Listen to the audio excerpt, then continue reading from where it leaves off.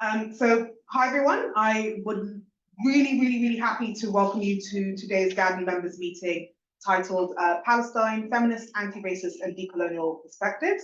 So if we haven't met before, my name is Sophia Fangay. I'm the Acting Director at GADN. And with me today, I've got members of the GADN team. We've got Katie, Yamina, Samia, and then Elia is out back, but she'll be in a minute. So just a couple of housekeeping things to cover just quickly. So firstly, if you need to go to the loo, they're in the back, so to the left on your door there, and then you take a right and then another right, and the toilet's right over there. Also, just to let you know that there is no fire alarm test that's due today. So if there is an actual fire alarm that's sounding, you need to leave the building, you need to evacuate.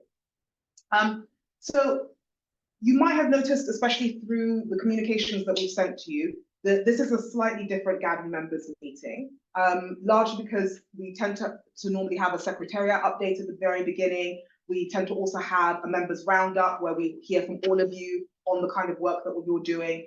But we've kind of removed all those particular aspects of our members meeting today, largely because we wanted to make space for a full discussion on Palestine, as well as really hold the space for you all to be able to share and express a lot of the kind of sentiments that you might have been feeling and experiencing, and also really recognizing that organizationally, you might not have been able to have the space to be able to discuss a lot of these pertinent issues.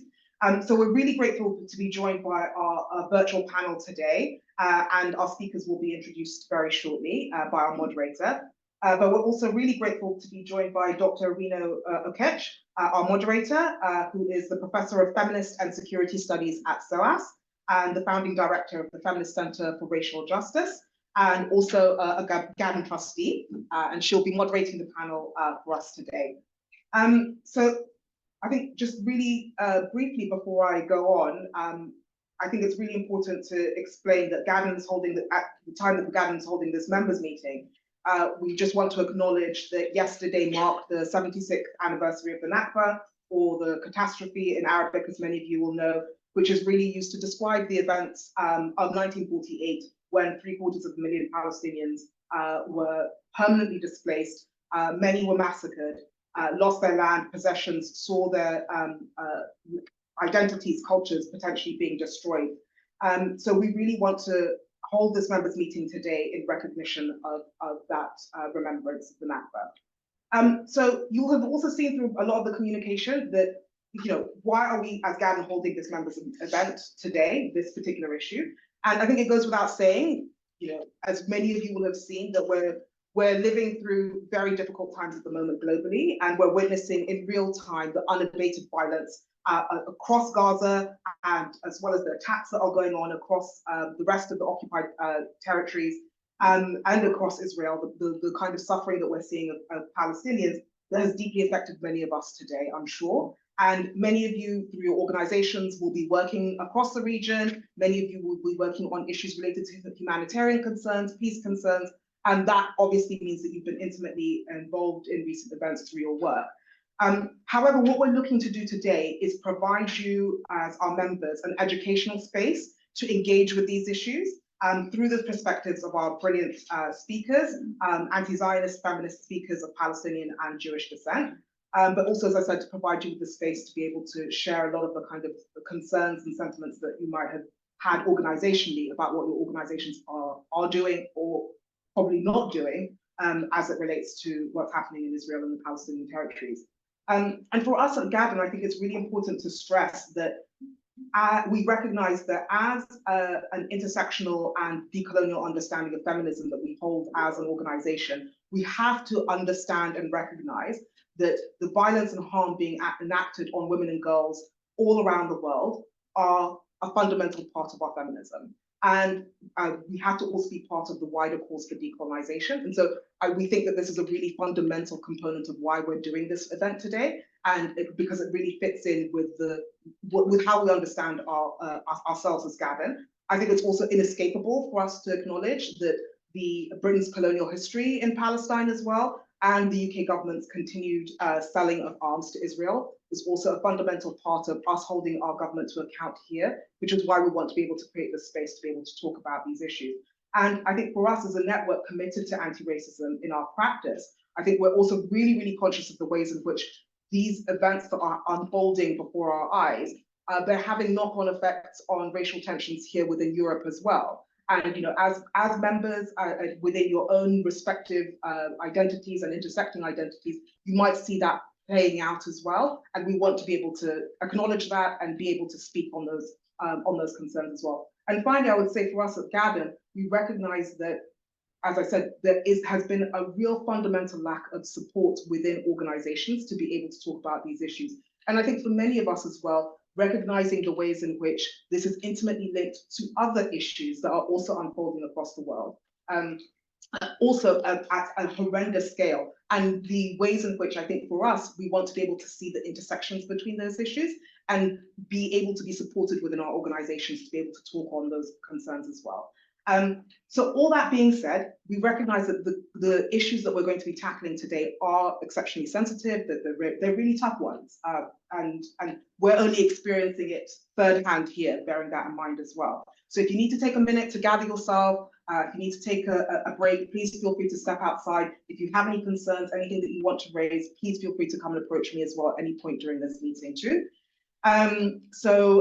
With that being said, just before we kick off, I think it's really important as well just to kind of make sure that this space that we're creating today is a safe one, that you are able to engage and participate in today's event in ways that you feel are helpful, that you desire. And so we've got some very, very, very simple guidelines that we've shared already with you, but I just want to reiterate them today, just so that you know the kind of the code of conduct, if you like, that we're working within. So the first is just to treat all the panelists and everybody else here in this room as well in the way that you would want to be treated, so basically with respect.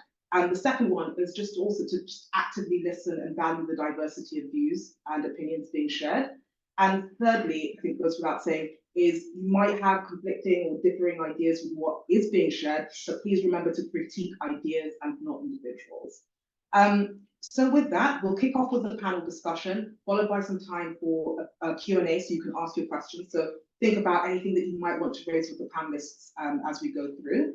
And then after that, we'll have a really short break, and then we'll have a breakout discussion which we will use to have a facilitated conversation around your concerns, your sentiments, your feelings as it relates to what's been happening recently, and longer for that matter. So without further ado, I'm now going to hand over to Awino, who will moderate us through the panel today. Thank you.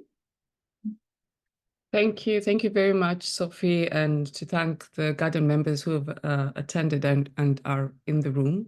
As you've heard, my name is Awino Okech, and I'm here in my capacity as a GADN trustee. I really do want to take this opportunity to thank the panelists for making time to be part of this event. This is not just intellectual work, this is emotional work for you. And I do want to acknowledge that you will be speaking and teaching us about stuff that is not distant in this particular moment for you. And we thank you for that labor that you're bringing into this space. I'm going to open up by inviting the three of you to just share a little bit about who you are, and then we will get into the substance of the conversation. As Sophie has said, I want to see this as an organic conversation. We did give some broad guidelines about how we would want the conversation arc to flow, but please do see this as an organic conversation. If there's something you want to build on from a previous speaker, feel free to do so as well. So I'm going to start with the person I believe is furthest from us, Nada. If you could just share a little bit about who you are, and then I'll move on to the next person. All right. I was going to say good morning. It's very early in the morning because I'm in Seattle, Washington, USA, West Coast. So good morning, good afternoon, good evening. I'm Nada Elia. I am Palestinian. My parents are from Jerusalem. Both of my parents are from Jerusalem. I'm a diaspora, a Palestinian in that, my parents are the generation that was expelled in 1948. Both of them are from Jerusalem. My mother's from East Jerusalem. My father's from West Jerusalem, but they were literally next door neighbors because, East Jerusalem, West Jerusalem is still Jerusalem. And they both fled as young teenagers. They did not know each other in Palestine. They met in the diaspora. I was born in Iraq. I've grown as a refugee in Iraq, in Lebanon. I'm now located on Turtle Island in North America. I consider myself a scholar activist and a feminist and an organizer. And really, if I were to describe myself in 2 words, I'd say I'm a Palestinian feminist. Anything else just is under that umbrella. I'm a Palestinian feminist, and feminism for me is not an ideology as much as it is a practice. So I'm gonna keep it short and have someone else introduce themselves. Thank you so much, Nada. Wala? Hi, everyone. Hi, Nada. It's nice to be in conversation with you. I know of your work, so it's nice to meet. My name is Wala Al-Qaysiyeh. I am from Al-Khalil, Hebron, in the south of West Bank. This is where I was born and raised. And I've done my PhD in the UK, and ever since I have been working in Europe. I am currently based in Italy at the University of Venice, Ca' Foscari. I'm doing research as part of a Global Marie Curie project. Yeah, I mean, if I were to describe myself, I would say that I am an Arab Palestinian nationalist, anti-imperialist feminist. And we can have more conversations about what all of these things mean. Yeah, I look forward to the discussion. Thank you so much, Wala. So Nada, I'm going to begin with you with a question, and largely because you invoked feminism. And my question, which folks can, of course, feed into, is that when we think about the Palestinian struggle at this particular moment, how do you think feminist theories, approaches, and ways of being can help us make sense of what is going on and has historically been going on? So for me, feminism is, as I said, I'm just making sure that I'm not muted. Okay, so feminism is not an ideology, it's a practice. So feminism is about liberation. Feminism is about empowerment, and it's not about getting a bigger piece of the pie, regardless of whether the ingredients of the pie are healthy or sustainable. I think there's this idea of faux feminism, and faux feminism, what I call faux feminism, is not about liberation. It's about individual empowerment. Again, as I said, it's about getting a bigger piece of the pie, regardless of whether the pie has healthy, sustainable ingredients or not. And this kind of feminism is not concerned with issues of Palestine, of struggle, of decolonization, of indigenous sovereignty. We can think of many of those feminists who are like like Hillary Clinton, who would consider herself a feminist, except for Palestine and so on. So real feminism for me is transformative. Real feminism looks at the pie and says, okay, these ingredients are unhealthy. I don't want a bigger piece of that pie. I want emancipation, I want justice, I want collective liberation, I want sustainability. In this sense, fighting for freedom from oppression, from colonialism, from genocide, that is feminism. That's feminism in action. The Palestinian struggle is a struggle for self-determination. It's a struggle for cultural autonomy. It's a struggle for indigenous sovereignty, all of which I understand as aspects of feminism, because feminism, true feminism rather than faux feminism, is intersectional, is collective, is holistic. So for me, it's like the idea of a feminism that is not about collective liberation. I don't just understand what kind of feminism is about individual empowerment within a system that is not healthy, that is oppressive, that is hierarchical. I don't know. Have I answered your question about my understanding of feminism and what? Because I do see a lot of feminists who actually claim, or I want to say the self-claimed feminists. And the self-claimed feminists are, are about self-empowerment, right, really. And for me, that is not feminism. I mean, we've talked about, feminism throughout its history, even before the term was coined. I mean, the term was coined in the 1890s, but of course, just because the term was coined then doesn't mean that there was no feminism that predates that. But throughout, there's been all of these parallel movements of feminism, some of them which are strictly about, I want that, because that, and others are like, no, we need to transform society. And for me, that's the kind of feminism that we need today. And it's a feminism that I think more and more people are becoming aware of the intersection, the necessarily intersectional aspect of feminism, if it is actually feminism rather than empowerment within a system that is toxic. Mm. Thanks for that. Walaa, if I bring you in here and really just to deepen the conversation about feminism, you write about decolonial queering. And if we think about this particular moment, what are the ways in which that framing or an approach to thinking about feminist struggles in the context of the Palestinian struggle might open up different ways of understanding how transnational feminists like us could also intervene and support your struggles? Yeah, if I may start with an emotional disclosure that, joining this platform is obviously a pleasure, but also it came with a lot of hesitation and doubt, especially, in recognition of the ongoing genocide that, my people are undergoing right now, and because of the amount of violence that we have been witnessing for the past 7 months is simply unfathomable.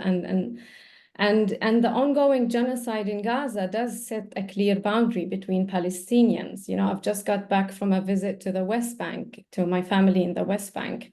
And so there is a boundary between, those who are Palestinian and who are witnessing this genocide and those who are sitting at the Western end of the conversation. And so, there are these strong feelings of doubt and hesitance that remain towards any shred of progressive political trajectory, feminist or otherwise, that the West can still uphold, that fascist Europe can still represent and embody. And I just want to start with that, feeling of being unsettled. But at the same time, I have accepted the invite, and I am here in the form of a hopeful gesture towards a genuine decolonial feminist conversation. And so with that, maybe we could start also reminding the audience that yesterday marked the 76th anniversary of Palestinian Nakba. And for those of you who do not know, Nakba in Arabic is a word for catastrophe. And in reality, there is no linguistic term that can really capture what Nakba signifies for the Arab Palestinians who to this date continue to bear the historical, psychological, political, and material scars of our Nakba. The ongoing genocide on the Palestinian people is part of the Nakba continuum. And here I would like to emphasize something, that what we are witnessing today in Gaza is not something that is at odds with Zionism. That it's not something that is, the actions of the rogue fascist government of Benjamin Netanyahu, right? But we Palestinians who have lived and experienced Nakba to this date understand that it is at the essence of this settler colonial project that Israel is, and also the role that Western governments from the UK to Germany to the US play in the funding and financing of this continuity of this Nakba. And so bringing that to my work and focus on decolonization and feminist and queer praxis, I think that if we proceed, as Nadia said, from the fact that feminism is a socially situated struggle. And so contrary to this common misconception or belief that feminism should be endowed with we should have this kind of a priori set of definitions that should which would actually make it a historical or an abstract concept.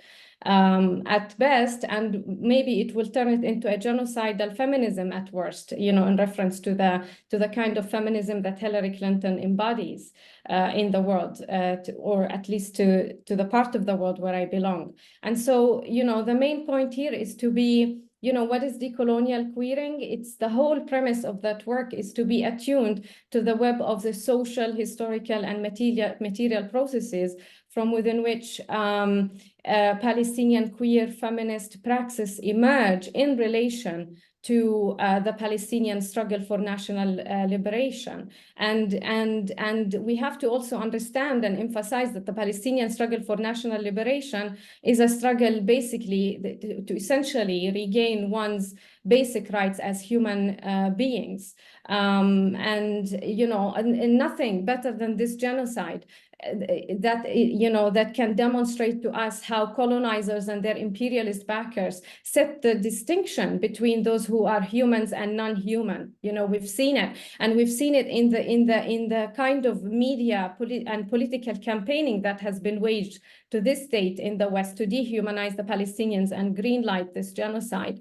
And so, in a nutshell, I believe that to be a feminist and to talk about also what decolonization in relation to queer politics and praxis means is to stand for the oppressed and colonized people's right to affirm their humanity, to affirm their right to life and dignity, as well as return and also fight to reclaim the lands that have been forcibly taken from them. And I'll stop here. Thank you so much, Willa. Does any one of you want to come back on that intervention before I ask you something specifically, Rachel? Nada, you look like you want to add something? Yeah, I mean, I was listening to Ala and thinking, of course, absolutely. Like, all I want to say is yes. I was gonna do my little emojis, my 100% and claps, but I agree. I mean, like, a lot of people think of what's going on today, the accelerated, intensified genocide, as a departure from what Zionism is.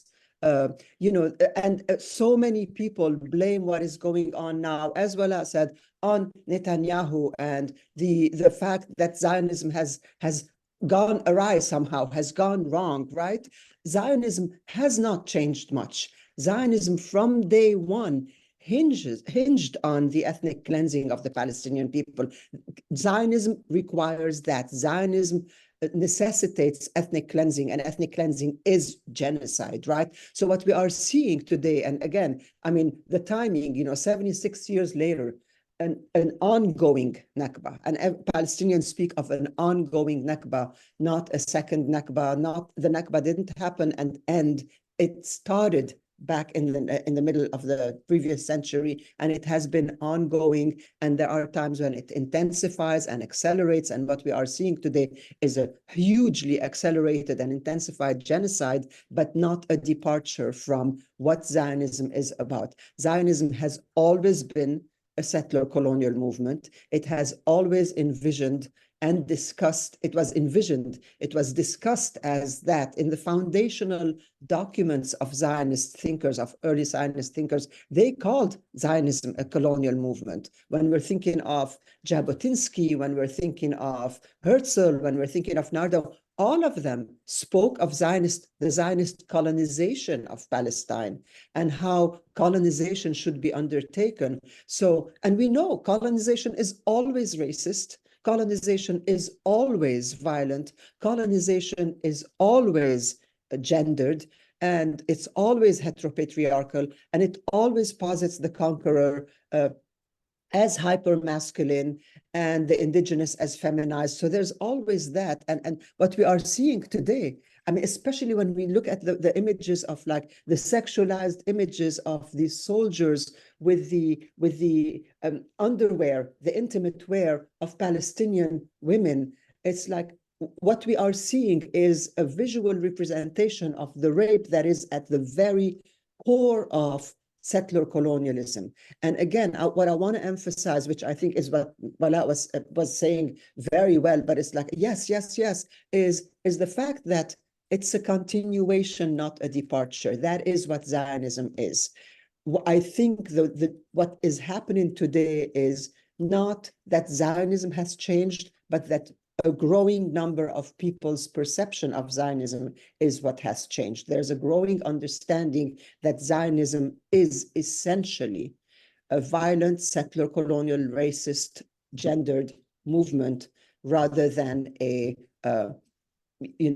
liberatory, emancipatory movement for some. And anytime you say for some, you're actually negating and voiding the ideologies. Like, when we say democracy for some, well, democracy for some is not democracy. So when we speak of Jewish democracy, well, you're not supposed to be able to qualify democracy because that takes away from that. So Zionism was liberated some people, but at the cost of what? And as I said, Zionism has always been that. What we are seeing is a continuation, an intensification, an acceleration, but not a departure. And it's unfortunately, it takes a genocidal bloodbath for people to realize that. But if we want to look at some kind of silver lining to what's going on now, it's the growing awareness of the fact that this is accelerating, this is intensifying, but this is what Zionism has always been about. And I'm a little inspired and a little hopeful due to the fact that people are understanding that. I want to turn back to Wala and Nada, and with a provocation. If we were to entertain the idea that feminist foreign policy is a thing that is useful at all,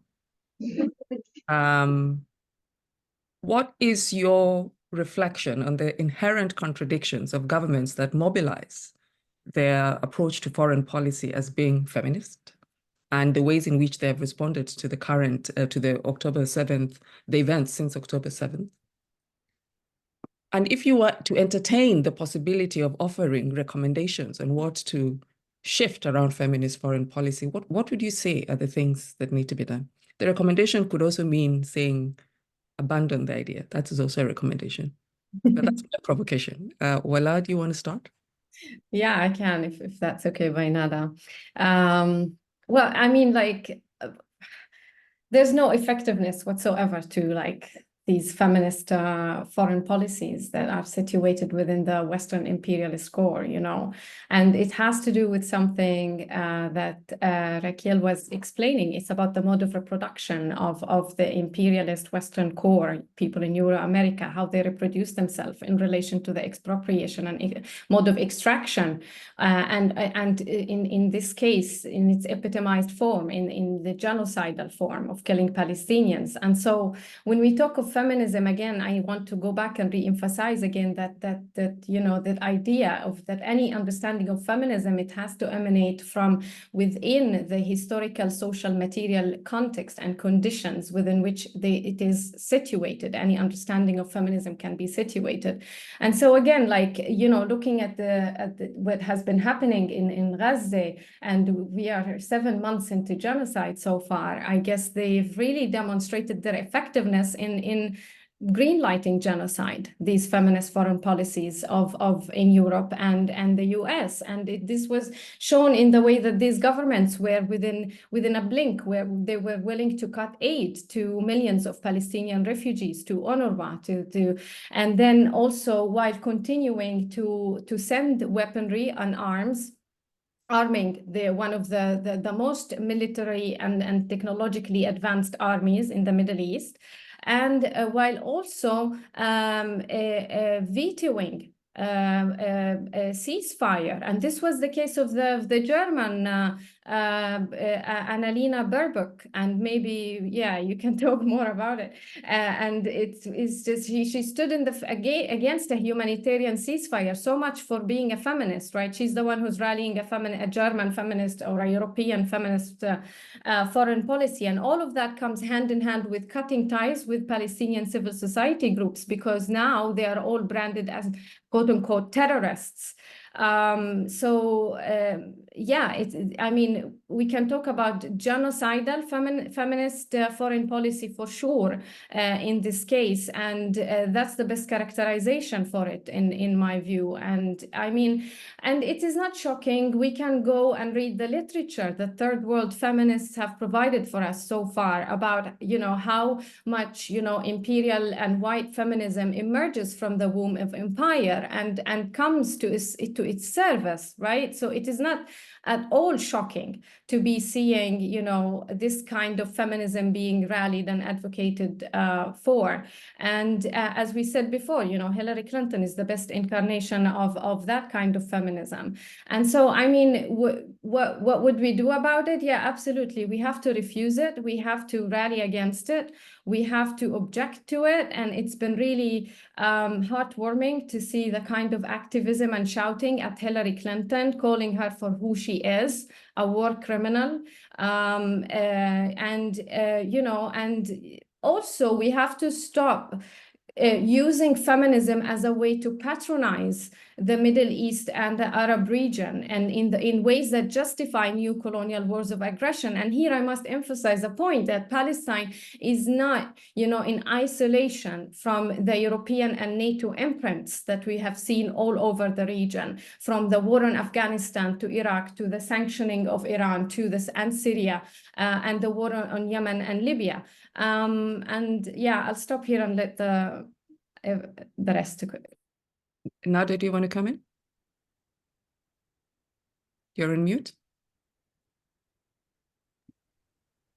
I'm unmuted now. Yeah, I wanted to say again that, you know, like, I think we actually should stop using the term feminism to describe what is currently, you know, feminist foreign policy. There's nothing feminist about it. You know, it's what I call faux feminism. It's what I call corporate feminism. And corporate feminism is not feminism. I mean, like, I know we're still using the term, but it's time to stop using the term, because this is imperialism, this is racism, this is colonialism, this is militarism, and all of these are in contradiction with the understanding, with the definition of feminism.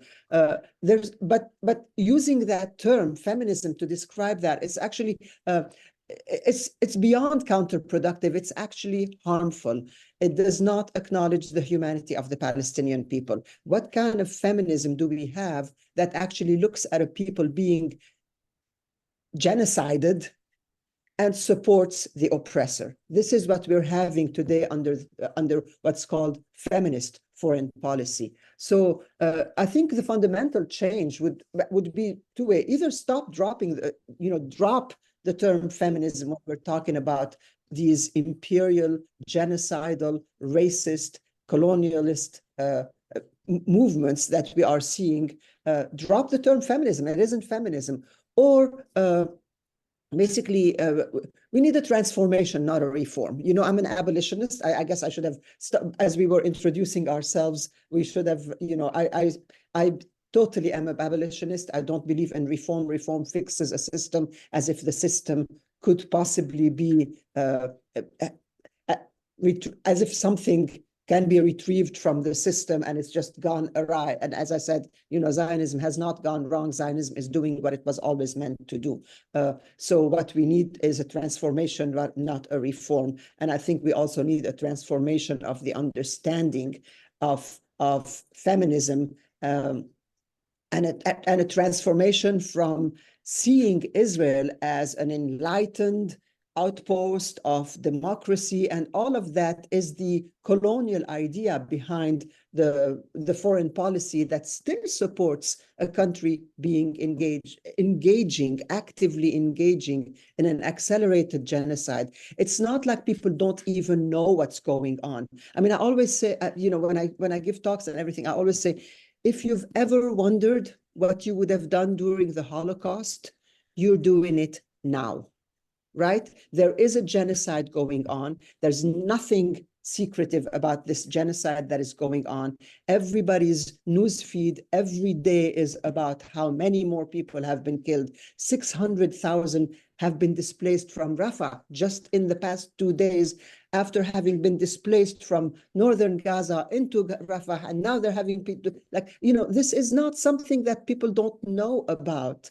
And to still support Israel is just like beyond mind-boggling. It is actually understandable as part of racism. And if that racism somehow calls itself feminist, then we need to actually say, no, this is not feminism. Feminism looks at the most vulnerable people. And who are the most vulnerable people? It is the people being killed today, and those are the Palestinians. And I don't even want to say the women and children, right? I mean, feminism also is very, the corporate feminism, imperial feminism looks at very fragmented, myopic, short-sighted, tunnel vision ideas, so the women and children. And we're constantly getting account of the people who are being killed, and we're constantly being reminded of how many women and children are being killed. Actually, we don't need that reminder. If every single person who was killed was an adult man, that is still genocide,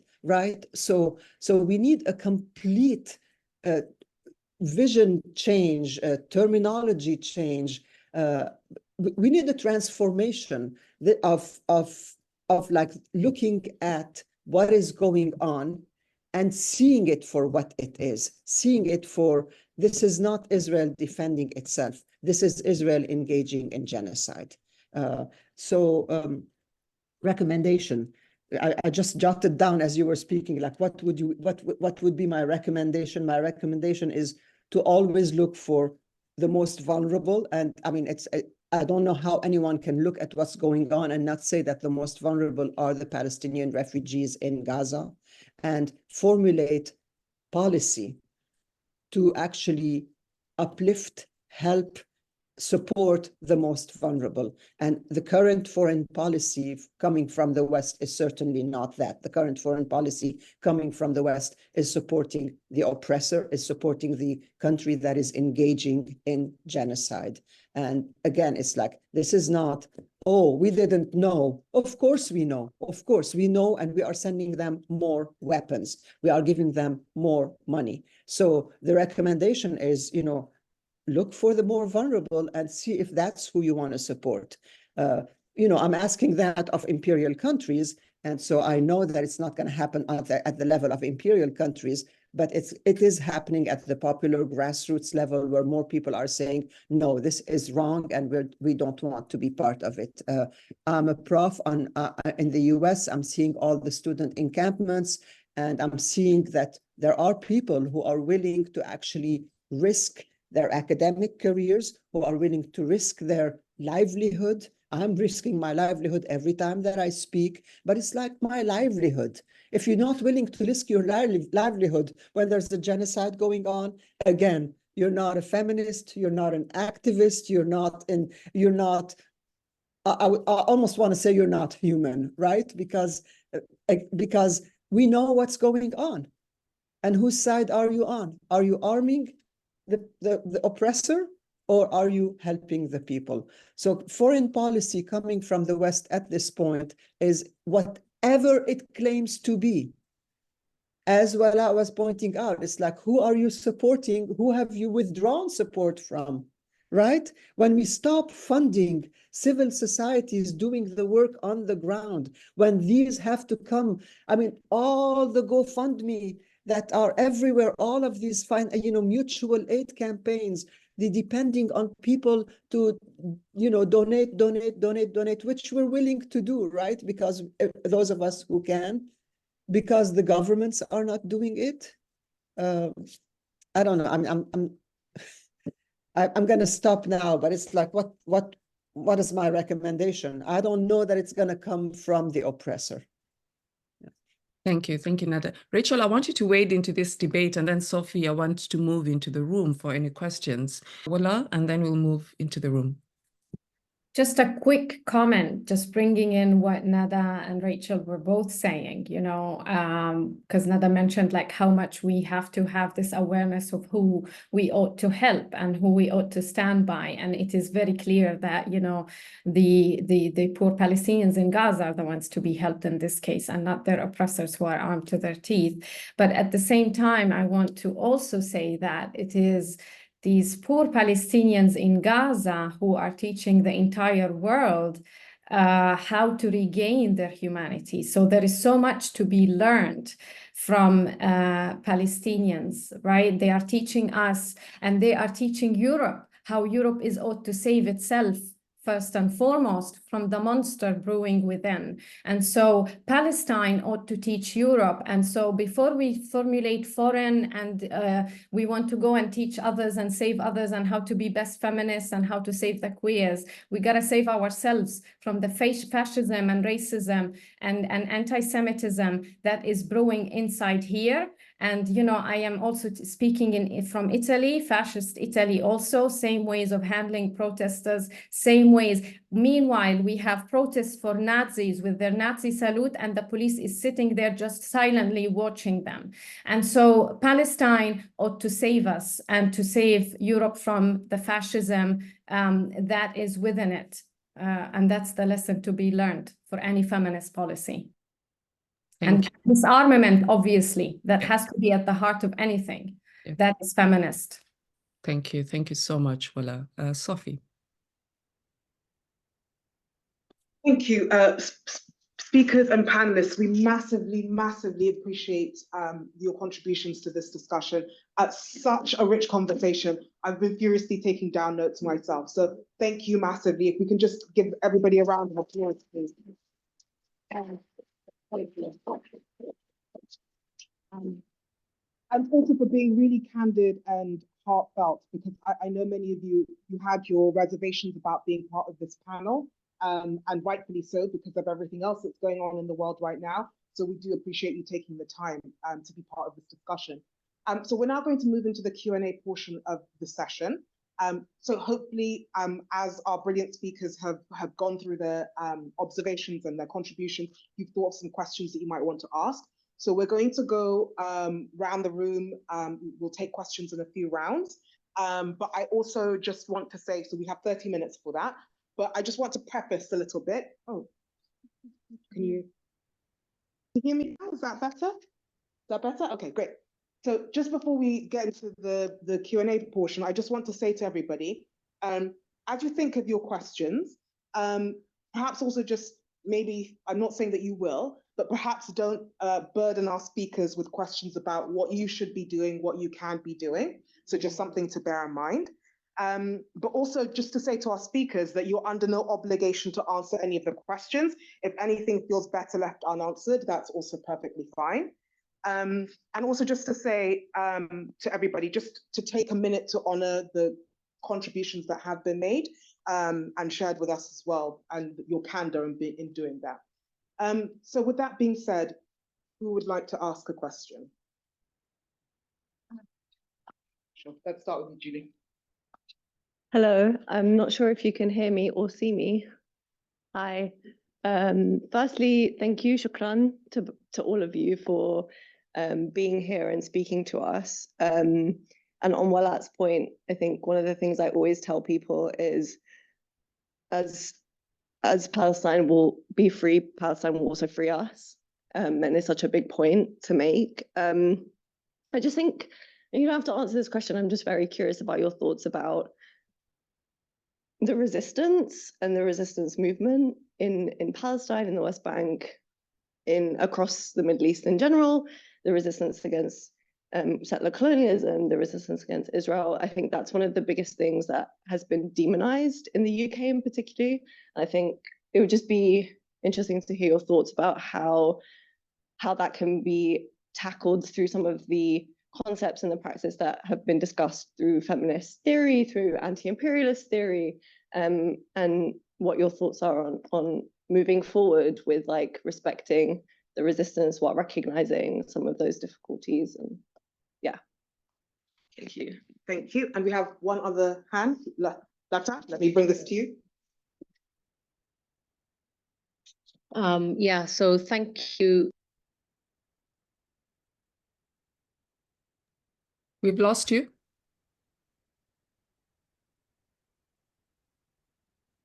I think you're still on mute. We can't hear you. Have they muted us?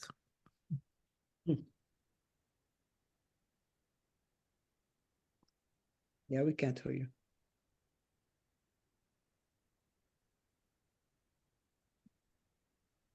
We're not hearing anything from the room.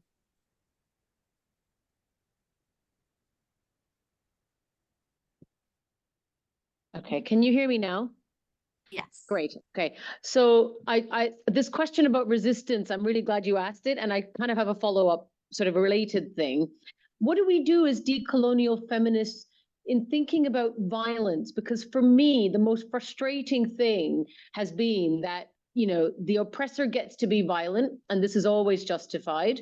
And all that Palestinians have the right to do is to die. And I'm so struggling with that, because I hate the, do you condemn Hamas? Do you condemn Hamas? And actually, sorry, but you know, it is actually enshrined in international law that you are oppressed and you get to resist. But I don't know what a decolonial feminist view on that is, because on the one hand, I think, okay, well, we're not going to sort of say that violence is good, but maybe we need to, because what else do we do? And then we end up in this really loop. And even people on the left, oh, yeah, well, you know, the terror, October 7th, blah, blah, blah. It's like, okay, yeah, but then we condemn it all. So I don't understand how we talk about this without getting back into that doom loop of condemn, condemn, condemn. And I actually have been supporting somebody recently that somebody else made a complaint because they tweeted decolonization is always violent, which just seemed like one of those obvious things to say, because it is.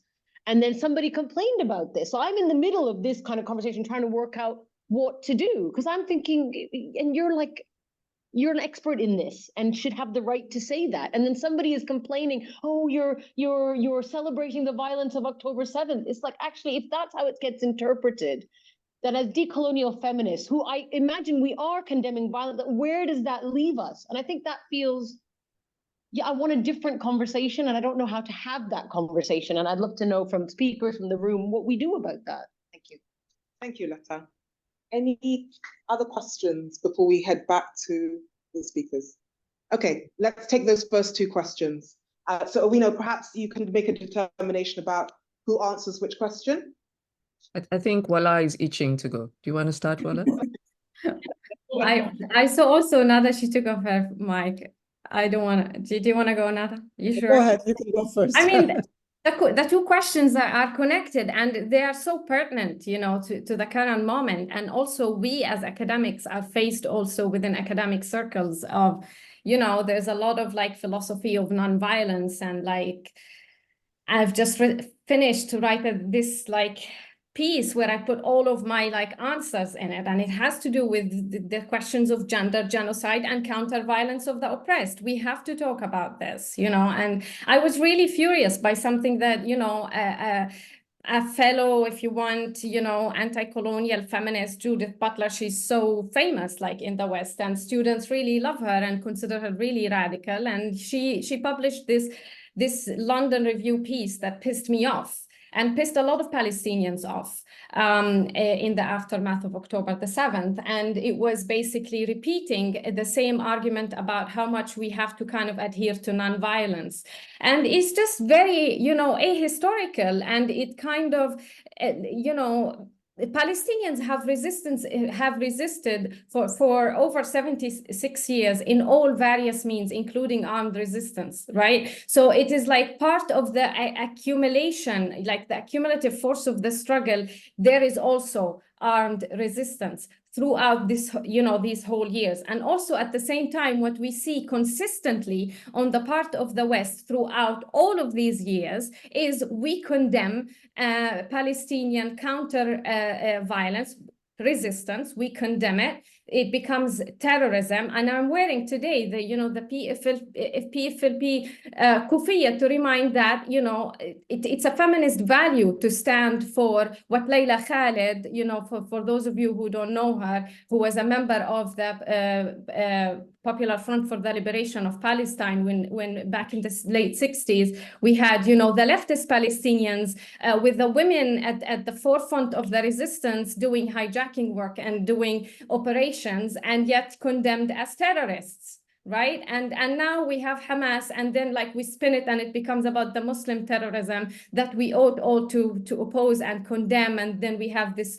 Piers Morgan show where he gets, more and more famous with this, like, do you condemn both sides kind of argument. And then, it's just what we see that, the implications of all that discussion is that, even the student movement, the peaceful student movement, and I am affiliated with Columbia University, gets to be condemned. The students themselves then become an extension of that terrorism. And we see, the McCarthyist state coming in full power against a student movement, which is essentially standing up to genocide, condemning it to, to the same terrorism that Palestinians have been condemned to throughout all of these years, to delegitimize their struggle and also essentially to dehumanize them. And in that, we see the race coming into the front, the gender question coming into the front, because then Palestinians can never be seen as human.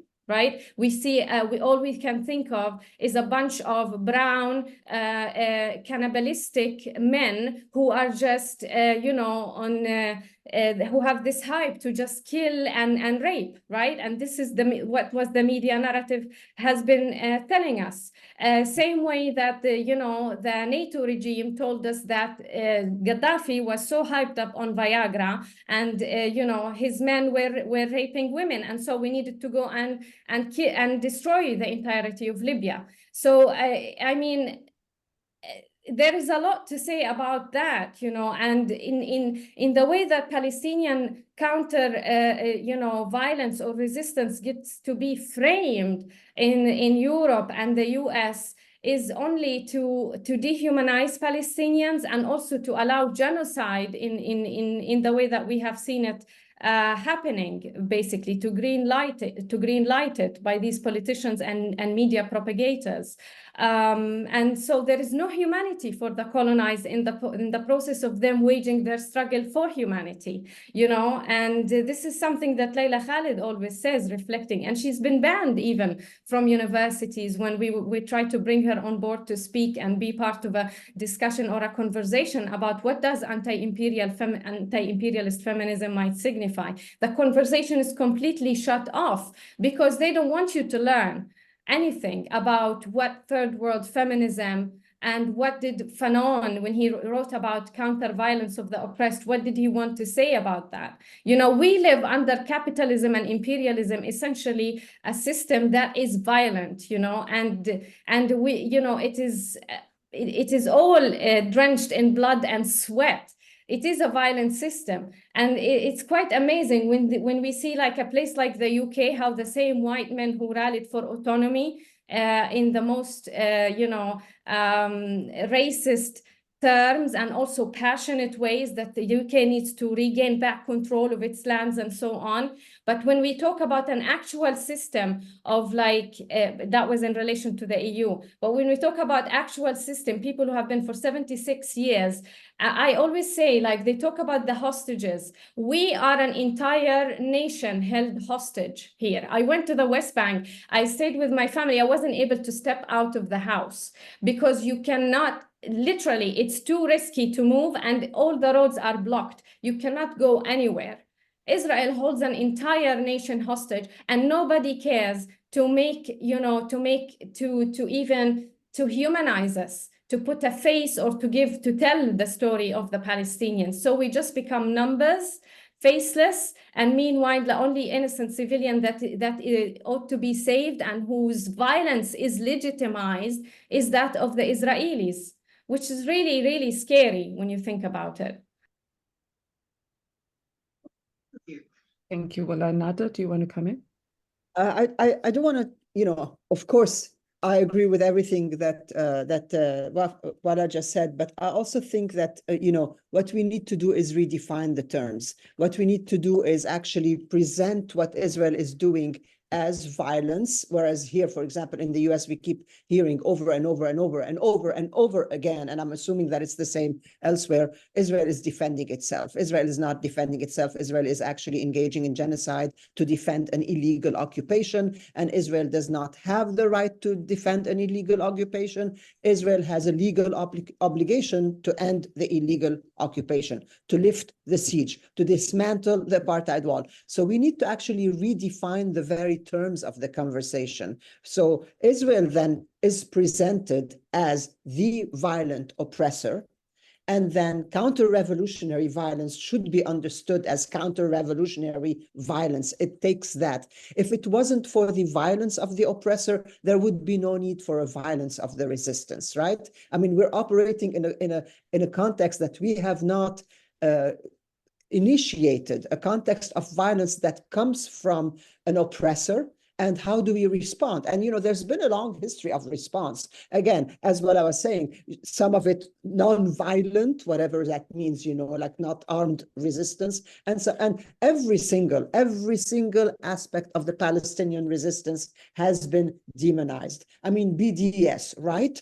Not in, what is armed about BDS? And yet it has been presented as an absolute threat, like, anti-Semitic and all of it. Every aspect of Palestinian resistance has been demonized, violent and non-violent. So we don't have to actually play by the rules. That's the master's tools. We can't play by the master's tools. And we need to redefine the discourse. And we are doing that. We're doing that very much. As while I was speaking, as you were asking the question, I was reminded of Angela Davis back in the 70s, who said, she was asked in an interview, like, what do you say about the violence? And she was like, you're asking me about violence? I'm a Black person in the US. You're asking me to talk about Black violence? Let's talk about the macro environment of violence. That's what we need to keep in mind. The macro environment of violence in which resistance, which is so normalized that resistance becomes viewed,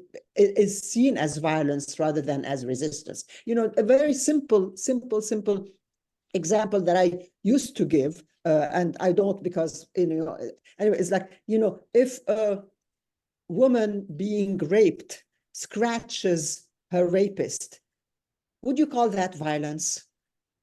I mean, really, I'm being raped and I scratch and bite. Would you call that violence? Do you not see that I'm being raped? This is what's going on when we view Palestinian resistance as violence. We need to understand the macro level of violence. And when we do that, then we understand the necessity of counter-revolutionary violence. Another thing that I want to say is that the only reason that the Palestinian resistance is viewed as violence is because of the exceptionalization of Israel. Israel is so exceptionalized as, in every way, that then Palestinian resistance is also exceptionalized, and it is exceptionalized and presented as violence. And so we do need to stop exceptionalizing Palestine, stop exceptionalizing Israel, and see it fully in keeping with the long history of colonialism, of imperialism, of anti-colonial liberation struggles. And when we do that, it's like, okay, so what's going on here? This is a decolonial struggle. How many decolonial struggles have been achieved by holding hands and having conversations? No, that's not how, again, keeping in mind the broader context of oppression coming from the militarized colonial powers, how do you then redefine violence to see that as violence rather than the resistance of the oppressed? Thank you so much, Nada. Thank you so much. I'm going to, yes, Sophie, one more? No, one more question. Okay. So it switches off randomly. Thank you so much for this. My name is Leila Al-Audat, and I work in a feminist peace organization, and I could not agree more with the questions that Lata has asked about pacifism and feminism and what do we do now. And I speak in my own capacity now, not representing my organization. And I want to say that the test that Palestine has put us in as a pacifist movement is seriously huge. And what you said about Palestine saving Europe, which I completely agree with, it's also saving some of the movements that would have been destroyed otherwise, including the pacifist movement. And one of the discussions that have been very difficult in the past few months is about radical essentialist pacifism, as I call it, and how racist the belief that essentialist pacifism is available to everyone. And the fact that essentialist pacifism is like most other privileges.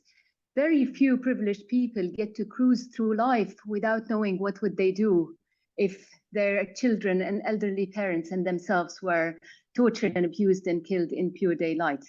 And that is, seeing the racism behind that is what helps to identify this essentialism for what it is, and also helps the rest of us to see how can we push for a seriously pacifist endeavor without being blinded by this privilege, even if we have it.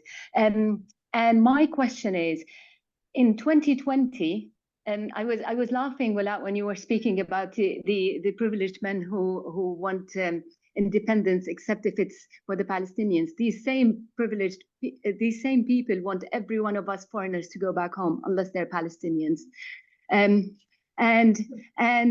in 2020, in March 2020, Boris Johnson, in the middle of a pandemic where people are dying by the hundreds, passed a law against BDS, against boycott, divestment, and sanctions. And what the pacifist movement said there then is denying us the opportunity of pacifist resistance to a genocidal regime, whether back then and now and forever. And the British role in this is inevitably going to contribute to violence.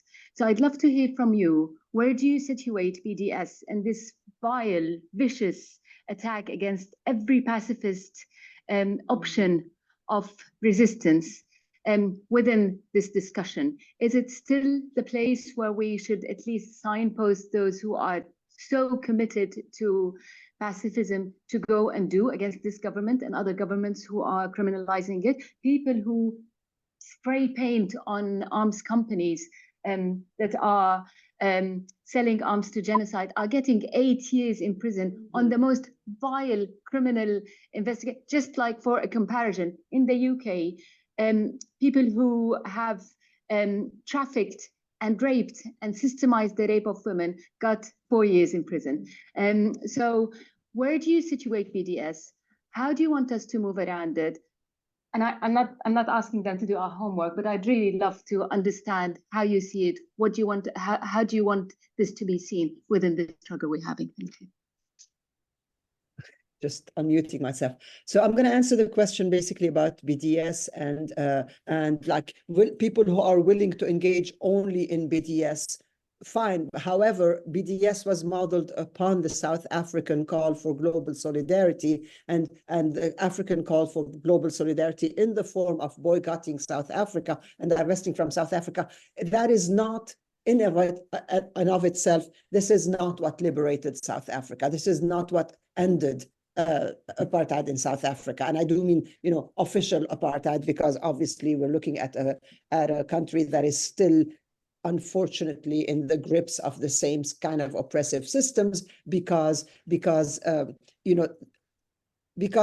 Freedom Charter was kind of like pushed aside.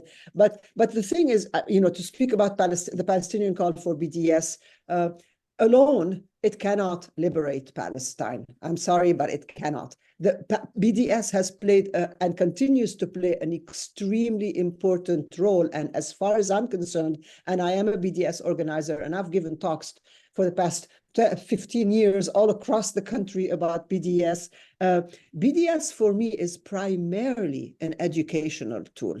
When we say, why should you divest from, why should you not buy SodaStream? Why should you not buy Sabra Hummus? Why should you not that? Because, right? And so it's educational, it explains. And what the liberation of Palestine will come from an understanding that Palestine is oppressed rather than the oppressor, that Palestine is resisting oppression, resisting violence. That's where the liberation of Palestine comes from, as far as solidarity comes in, right? A reframing of the narrative. And BDS allows us to reframe the narrative. It allows us to present Palestinians as resisting colonization, as resisting apartheid. So for me, that's very important. And again, when I explain BDS, I always say we could boycott every single Israeli product in every single grocery store in every single state in the United States. It would not make a dent in the Israeli economy. And if it were to make a dent in the economy, in the Israeli economy, then the US president would just sign a bigger check. And we've seen that again and again and again. It's not an economic game. We can't win at that economic game because we cannot make a dent in Israel's economy through BDS.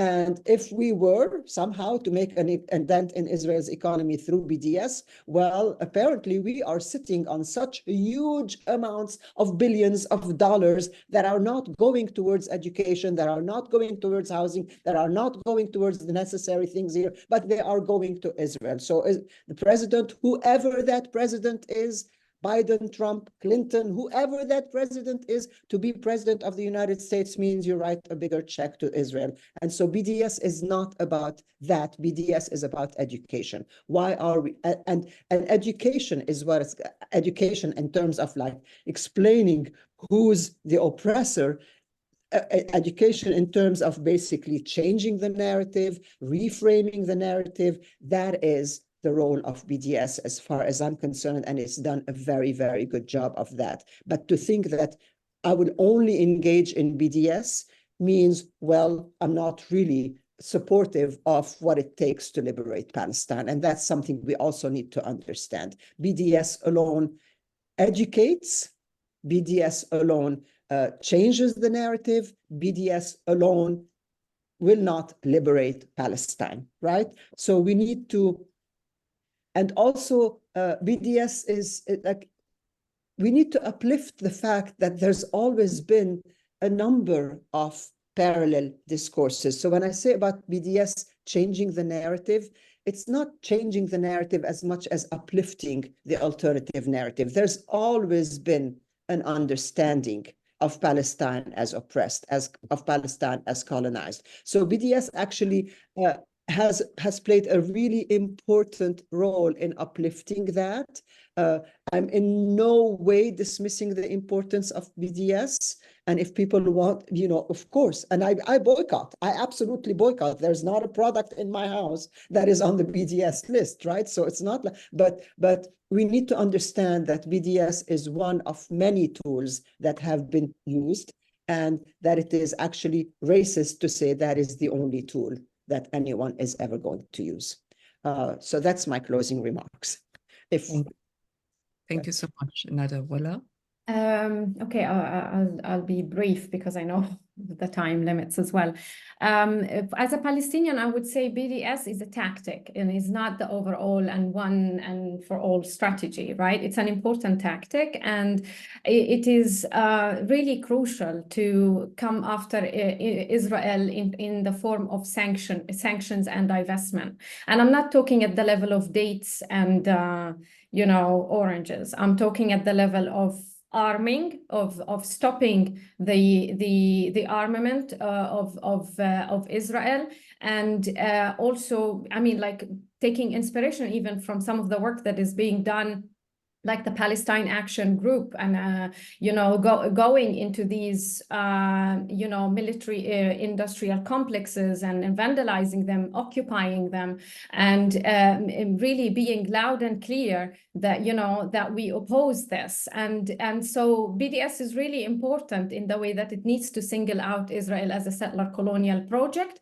and also in the way that it needs to show the linkages in how the social reproduction in Europe relies and, you know, and wants to maintain that connection to this settler colony, and why. And so in that process of, you know, and being pacifist in this like fascist imperial heavily armed, you know, nuclear power base, we have to call for pacifism. We have to call for denazification of Europe. We have to stand against Nazism. And so these are all feminist values, you know, and they are important.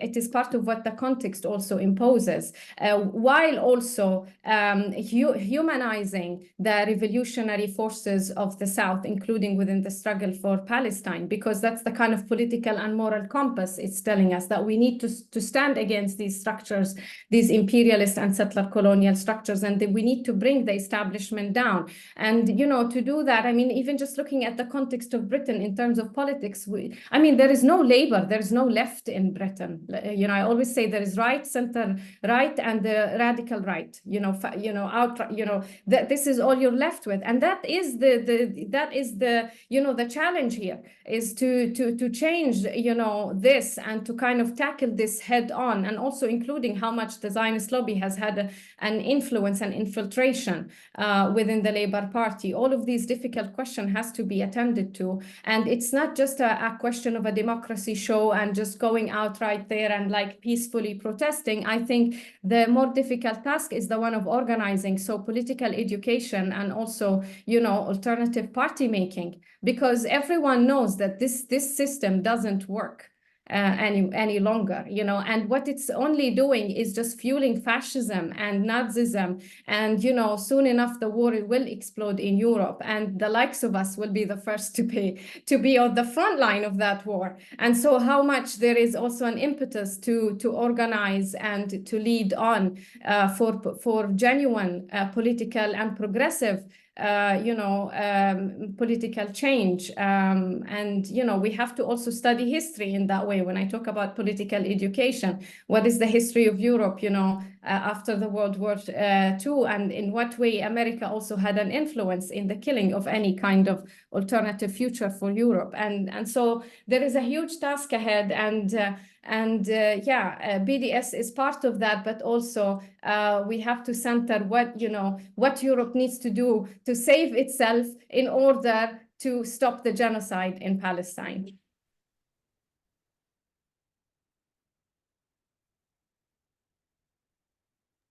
Thank you. Thank you so much, Nada and Wala. And this is the point at which I break Sophie's rule. And this question is directed specifically to Nada and Wala. There are a number of activists in the room and myself here who are from the majority world. And if you were to invite us to do just one thing more, or just one thing that we are not doing enough of, what would that be?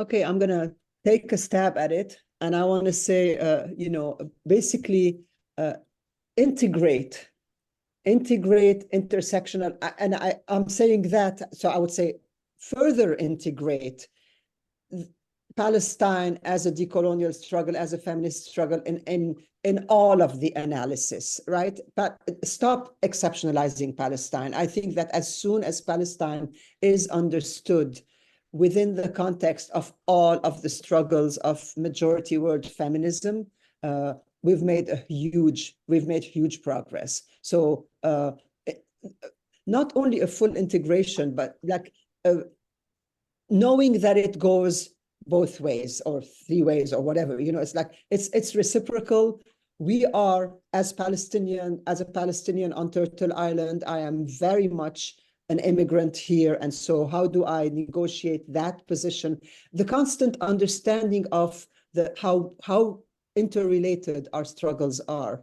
I think that's very empowering, the understanding and the practicing of the interrelationship of our struggles, because we are in the same struggle There's no silos. You know, I am a woman, I'm an immigrant, I'm queer, I'm refugee, I'm displaced, I'm threatened rather than protected by the police. All of these, and it's a constant understanding of our interconnectedness rather than, and now we're going to speak about Palestine, would be my recommendation. And I say that without in any way wanting to suggest that that's not already the case. That is the case, we just need more of it. Yeah, I guess,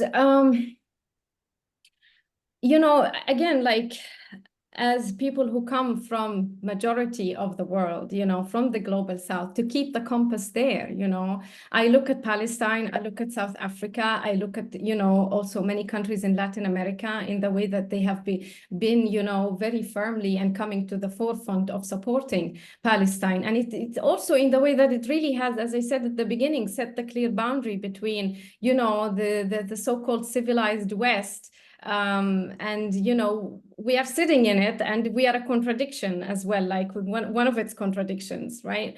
We understand that it's not civilized at all. We understand that it is bent on extracting from the countries that we belong to and we look to for a political and any progressive actually future for the whole of the world. And it's just to keep the political education going, because it's really such an important tool. And I look at these students and I'm really inspired and in awe of what they are able to do, through the encampment and protests that they are, really shaking, and bringing all of these contradictions of the American system to the fore. They are telling that we'll not just sit by silently while you commit your genocide.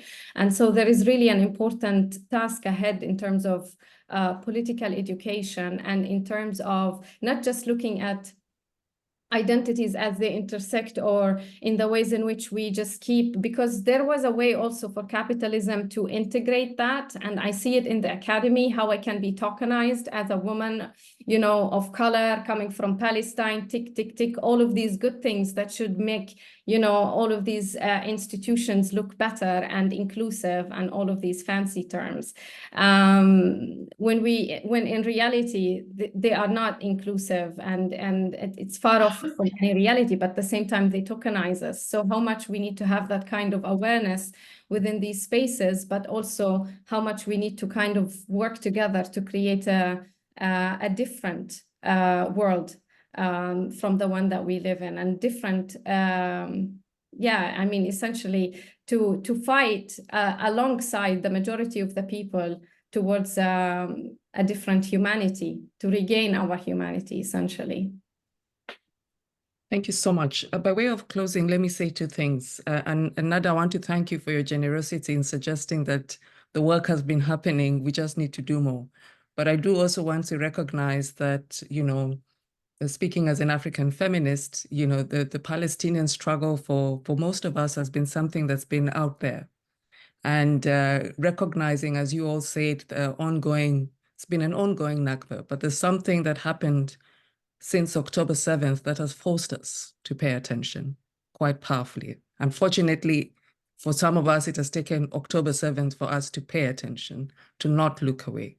And I think the work of political education and integration is an important one. And it's really something I would like to leave with the room, because it is something that I have taken quite seriously since October 7th as part of my own work. So thank you for calling us to do the work that we know we need to be doing as part of foregrounding the Palestinian struggle. Indeed, Palestine will free us all, because it demonstrates what it means to have an intractable crisis that is designed to really annihilate a people. And that is what the last 7 months have reminded us quite powerfully and painfully. And I cannot imagine what it means for you who are from Palestine, have people in Palestine. This is your homeland. What it means to have this conversation, to take time to speak with us when, as I said at the beginning, this is not just intellectual work, it is emotional work. So I do want to thank you on behalf of the Gender and Development Network for your time, for your emotional labor. I do hope that you find some space to take care of yourselves after this, as I'm sure you have been. But I want to recognize that this time that you have put forward is not easy work to do. And we really want to thank you from the bottom of our hearts. Rachel, thank you for making time to speak with us and for the reflections and education that you have offered on your work and the ongoing support that you're giving the Palestinian struggle. Sophie, I hand over to you and I say asante sana for convening this. Okay, so can we just give another round of applause